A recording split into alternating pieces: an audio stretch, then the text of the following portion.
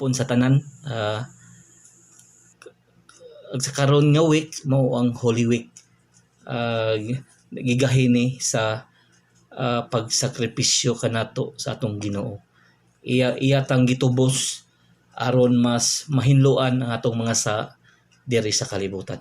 Nya karon nga Holy Week hatagan day nato og importansya ang pagsakripisyo sa atong Ginoo para sa ato ang kaluwasan. Ato sidyang hatagan nato og panahon sa pag-celebrate sa ato ang Holy Week sa ato ang Kristiyano diri sa lungsod sa Matalom. Nya di ato day hunahon bisan pa man sa nagsakripisyo ta, naadi ay paglaom, naadi ay tay makita, di day ta mawad-an o paglaom nga aduna day kahayahay gikan sa pag-antos nato.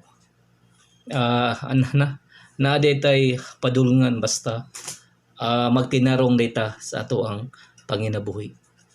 Pareho sa atong Ginoo nagantos siya, gisakripisyo ang iyang kaugalingon para kanato. Para day tay mao po ni atong buhaton day sa atong isigkataw nga mutabang ta sa hudi ta maghuna-huna og baos, pero ang Ginoo ray mo mohatag nato kuan kanang grasya para kanato.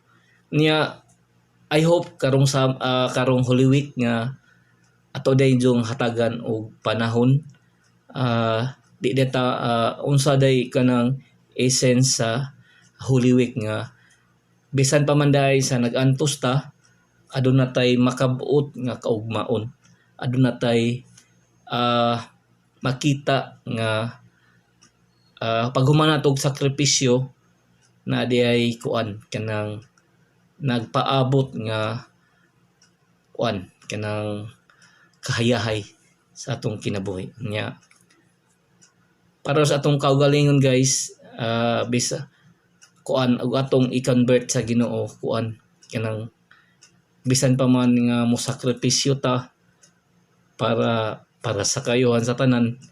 Nya naday tay mga kuan mapupuhon kung kuan kanang unsay gihatag sa mong kaugalingon kanang maupoy ibaws, kanang unsay imong gibuhat sa imong isigkataw mao po nay murag ihatag nga sukli nimo. Nya karong Semana Santa ato gayong gahinan ang atong hatagan og baliyo ang pagsakripisyo sa Ginoo para kanato, para maluwas ta sa atong masa kay sa tanang tawo na mo sa niya.